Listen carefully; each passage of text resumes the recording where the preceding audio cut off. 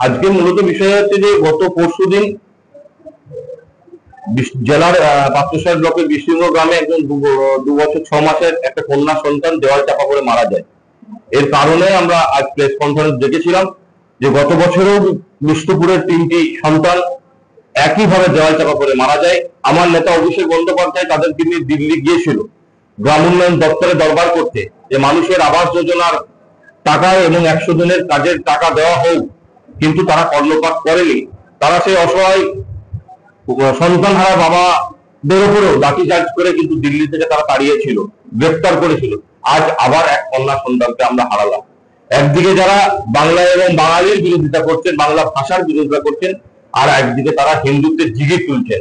তাহলে আমার প্রশ্ন, যিনি এই কর্মকাণ্ডের মূল খলনায়ক বিরোধী দলনেতা শুভেন্দু অধিকারী, যিনি মিথ্যা তথ্য দিয়ে কেন্দ্রীয় সরকারকে প্রভোগ করেছেন যে 100 দিনের কাজ এবং আবাস যোজনার টাকা বন্ধ করুন, তার কারণে কেন্দ্র সরকার এটা বন্ধ করেছে। আমার বিরোধী দলনেতার কাছে প্রশ্ন, বাংলা আপনি বলছেন, বাঙালি আপনি, বাংলা বলার জন্য অন্য রাজ্যে বাঙালিদেরকে হেনস্থা করছেন, অন্য রাজ্যে বাঙালিদের উপর আক্রমণ চালানো হচ্ছে, আর এ রাজ্যের মানুষ যারা 100 দিনের কাজ হারিয়েছে, যারা অন্যত্র কাজে যাচ্ছেন, তাদের উপর যেমন অত্যাচার করছেন তেমন আবাস যোজনার টাকা বন্ধ রেখেছেন। তার ফল এটা যে আবাস যোজনায় যদি সঠিক টাইমে এরা বাড়িটা পেত, তাহলে এই কন্যা সন্তান সহ ওই 3 জনকে তার বাবাদেরকে হারাতে হতো না, পরিবার পর্যন্ত হারাতে হতো না।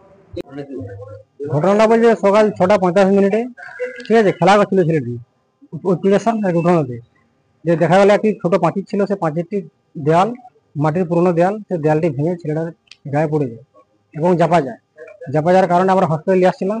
আনতে আনতে রাস্তাতেই সে দুর্ঘটনা ঘটে গেল। ঠিক আছে, সে মারা যাওয়ার পরে আমরা আমাদের যে সমস্ত পঞ্চায়েতের কর্মচারী আছে এবং সভাপতি, তাদেরকে ফোন করে ডাকা হয়। ডাকার সাথে সাথে কিন্তু ওনারা আসে, আমাদের পাশে এসে দাঁড়ায়। ঠিক আছে, না আমাদের পাকা বাড়ি আমাদের নেই, মোদিকে অ্যাপ্লাই করা হয়েছে আবাস যোজনা। ঠিক আছে, অ্যাপ্লাই করেছি 3-4 বার অ্যাপ্লাই করেছি, আমাদেরকে বাড়ি দেননি। ঠিক আছে, না বাড়ি পাকা বাড়ি থাকলে কি আমার এই ছোট মেয়েটাকে হারাতো, আমাদের মেয়েকে আগে চলে গেল ফুটপুরে, আমার 2 বছর 6 মাসের মেয়ে, সেই মেয়েটিকে চলে গেল, তাহলে সেই মেয়েটা হারাতে হতো। আমার 3টি ছেলে মাটির দেয়ালে ঘরে খেলছিল, খেলতে খেলতে দেয়াল, কাঁচা দেয়াল ছিল, দেয়াল পরে হরকে মারা গেল। যদি মোদি যদি ঘরগুলা দিত, তাহলে আমাদের এই 3টি ছেলে আমার কোল হারা হতো না। তারপরে এখন কি অবস্থা আপনার? আমার একটু এখানে আছে, ওখানে আমার এই দিদি বাড়ি দিয়েছে। হ্যাঁ, দিদি বাড়ি দিয়েছে। হ্যাঁ, দিল্লি গেল, সেখানে আমার ঘরের জন্য গেল যে আমার এখন আমার কিছু আমার দেখা পর্যন্ত করেনি। আমার এসে দিদি আমাদেরকে বাড়ি দিয়েছে, এখন আমরা এখন দিদি ওখানে পাশে আছে।